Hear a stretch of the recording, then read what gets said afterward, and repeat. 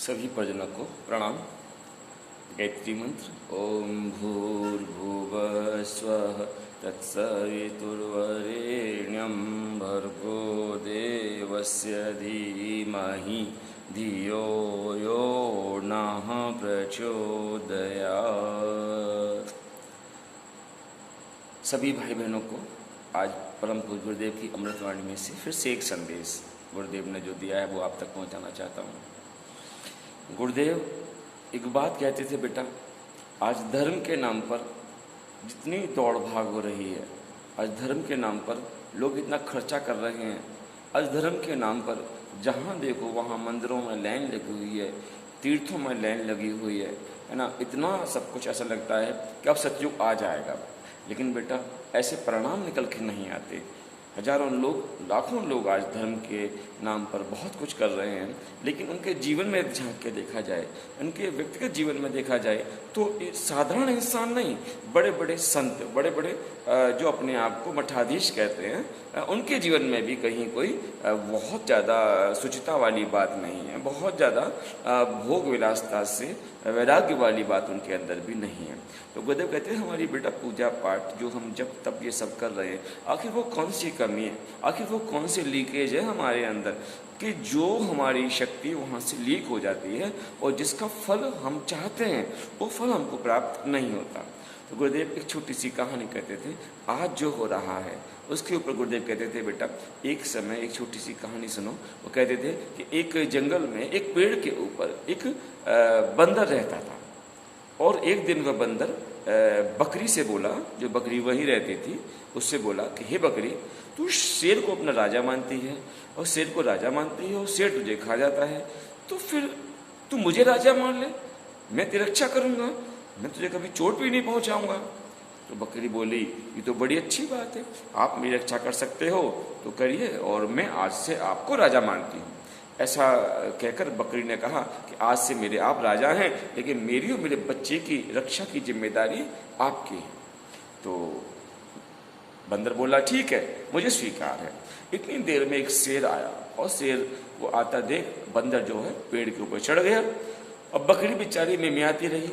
शेर ने बकरी के बच्चे का मुंह पकड़ लिया, उसको खाना शुरू कर दिया और ले गया, उठाकर खा गया, खत्म कर गया। बकरी चीखती रही, चिल्लाती रही, और बंदर बेचारा क्या करता रहा, ऊपर डाल पर, कभी इस डाल पर, कभी उस डाल पर, कभी उस डाल पर, यूं ही पूरे पेड़ को हिलाता रहा, डालों पर झूलता रहा, झूमता रहा, चिल्लाता रहा, घुर्राता रहा, लेकिन वो उस बकरी के बच्चे को बचा ना सका। उसके बाद जब शेर चला गया तो बकरी ने रोते हुए कहा कि बंदर महाशय, आपने तो कहा था कि हम आपके राजा है, आपकी रक्षा करेंगे, लेकिन आपने रक्षा नहीं कर सके। आप मेरे बच्चे को शेर आपकी आंखों के सामने खा गया। तो बंदर बोला हाथ जोड़ के कि बकरी देख, तू खुद देखने वाली है कि जब शेर तेरे बच्चे को खा रहा था, है ना, तब मेरी दौड़ भाग में कोई कमी नहीं थी, मेरे प्रयास में, मेरे पुरुषार्थ में कोई कमी नहीं थी, पूरा पेड़ मैंने हिला कर फेंक दिया, है ना, लेकिन मेरे प्रयास में कोई कमी नहीं थी, और उसके बाद नहीं बचा पाया, तो बता मैं क्या करूं। तो गुरुदेव कहते थे, बस बेटा ये कहानी क्या कह रही है, हम सबकी स्थिति बंदर की तरह से हो गई है। धार्मिक कृत्यों में, ईश्वरीय प्रयोजन में हमारे अंदर दौड़ भाग की कहीं कमी नहीं है।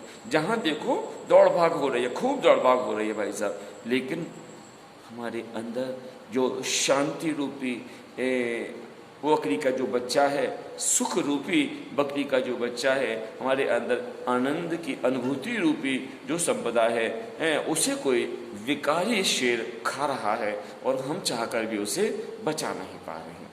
गुरुदेव कहते, बेटा कहीं बस ये देख ले, उछल कूद तो है, लेकिन जो चाहिए, जो प्राप्ति होनी चाहिए, वो प्राप्ति नहीं है।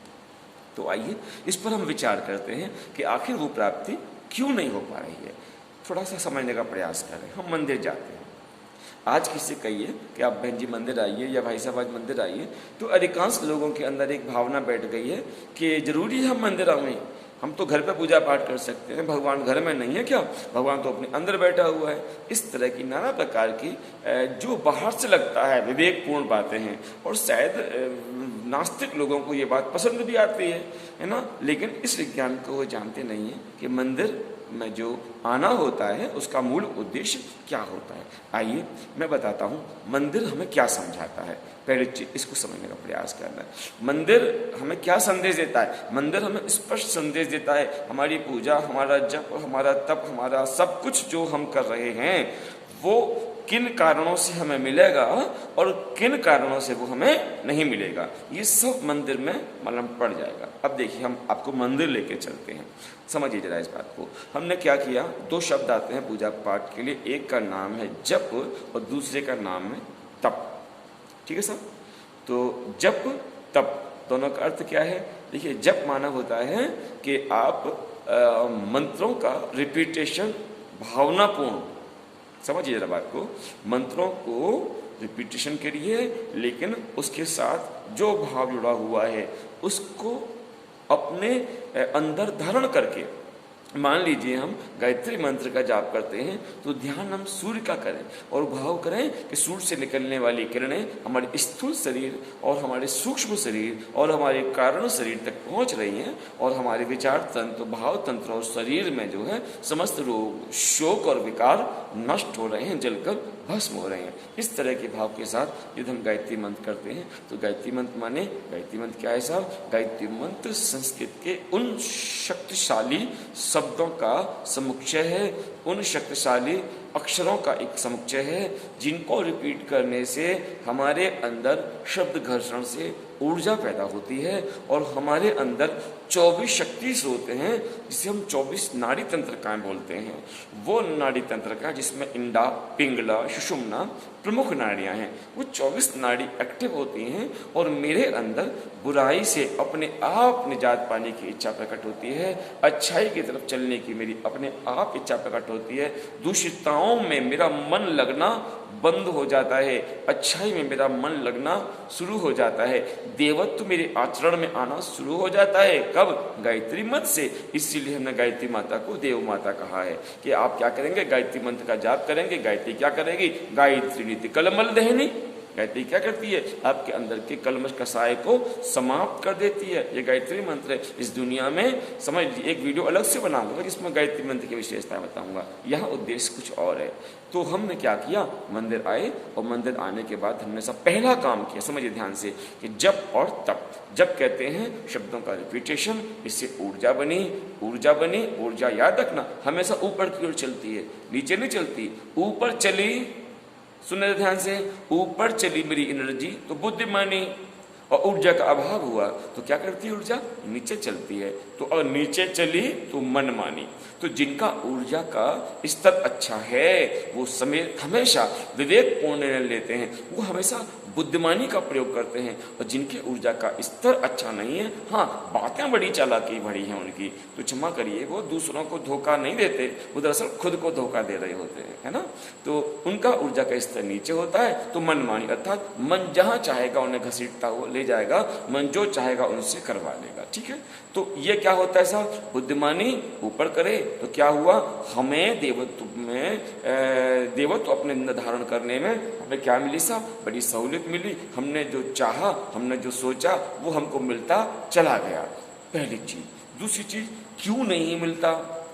क्यों नहीं मिलता? अब हम सोचे जरा कि एक तरफ हम तप करके एक तरफ हम जप करके अपनी सकारात्मक ऊर्जा को अपने अंदर उत्पादन कर रहे हैं, लेकिन दूसरी तरफ एक चीज है कि हमारे लीकेज होने के रास्ते भी हैं और उन रास्तों को रोकने का नाम तप है। अब समझने का प्रयास करिएगा, क्यों मेरे जप का, क्यों मेरी तपस्या का परिणाम मुझे नहीं मिलता। देखिए हम मंदिर जाते हैं तो मंदिर जाने का पहला काम हम दर्शन करते हैं। यूँ तो दर्शन की बड़ी लंबी फिलॉसफी है, लेकिन दर्शन माने अच्छाई को देखना, क्योंकि परमात्मा कौन है? श्रेष्ठताओं का समुच्चय है। आपको आदत पड़ जाए अच्छा देखने की, ये प्रथम फायदा मंदिर जाने का। फिर मंदिर में क्या करते हैं साहब? मंदिर में हम भजन करते हैं, मनन करते हैं। अरे भजन किसे कहते हैं? हमेशा श्रेष्ठ उद्देश्यों को एक सेकंड के लिए भी ना बुलाएं, हमेशा उनको मनन करते रहें, उनका भजन करते रहें, वो अंदर ही अंदर आपके घूमते रहें। दरअसल इसका नाम क्या है? भजन करना। क्योंकि जिस चीज को तुम रिपीट करते रहते हो, जो चीज तुम्हारे अंदर घूमती रहती है, वो चीज अनायास ही तुम्हारे आसपास आना शुरू हो जाती है। तो ये क्या हुआ साहब, हमने भजन कह दिया। क्या भजन करिए साहब, अच्छाई को शिष्टताओं का मनन कीजिए। ये क्या हो गया, भजन कीजिए, है ना। और क्या होता है साहब, हम कानों से श्रवण करते हैं, तो क्या बुरी चीज श्रवण करते हैं मंदिर में जाकर हम कानों से? नहीं साहब, हम बहुत अच्छी चीज श्रवण करना चाहते हैं और बहुत अनिवार्य है कानों को संभाल के रखना। क्योंकि संस्कृत में एक श्लोक है, भद्रम करणेम श्रृणुयाम, अर्थात जो भद्र है, जो अच्छा है, जो सुंदर है वही सुनिए। देखिए भगवान की विशेषता, कान के आगे कोई ढक्कन नहीं है, आंख के आगे ढक्कन है, जीभ के आगे ढक्कन है, कान का कोई ढक्कन नहीं। इसका मतलब सबसे ज्यादा सावधानी किस बात को लेकर, कि कान को लेकर हम सुबह से शाम तक सुनते क्या है। तो हमने क्या किया, हमने मंदिर में जाकर भजन सुना, कीर्तन सुना, अच्छे प्रवचन सुने, ज्ञान सुना। तो कान से अच्छा देखा और आंख से अच्छा देखा और कान से अच्छा सुना, और हमने मुख से प्रसाद ग्रहण किया। इसका मतलब अच्छा खाया। ओके, समझ लीजिए। तो ये क्या मंदिर कह रहा है कि जब तू अपने भजन को, तू अपने ईश्वरीय पूजा पाठ का फल चाहती है तो एक नियम बना ले, अच्छा देख, अच्छा सुन और खान पान को शुद्ध कर ले। और दरअसल सोच अच्छी बना ले। जब तक सोच अच्छी नहीं होगी तुझे परिणाम मिलने वाले नहीं है। अब गड़बड़ क्या हो गई इसमें, कि मंदिर में जब तक रहे तो देखना अच्छा, सुनना अच्छा, खाना अच्छा, और मंदिर से बाहर गए तो सोचिए अब हम क्या कर रहे हैं। मंदिर में ऊर्जा को हमने एकत्रित किया और जब बाहर गए तो क्या किया, जो नहीं देखना चाहिए सो देखा, जो नहीं सुनना चाहिए सो सुना, और जो नहीं खाना चाहिए वो खाया, जो नहीं सोचना चाहिए वो सोचा। परिणाम क्या हुआ, जो मिलना चाहिए सो नहीं मिला। फिर हम कहते रहे कि पूजा पाठ से कुछ नहीं होता, मंदिर मस्जिद से कुछ नहीं होता, सब बेकार की बात है, अपने काम पे ध्यान दो, अच्छा काम करो, हैं बुरा किसी को दिल में तो कहो ये बहुत बड़ी पूजा पाठ। ये भाषण जो है ना, सच बताए ना, ये ऐसे ही है जैसे कोई कहे पढ़ाई लिखाई कोई महत्वपूर्ण नहीं है, बस डीएम बन जाओ, है ना। सुनने में बड़ा अच्छा लगता है, लेकिन मैं कहता हूँ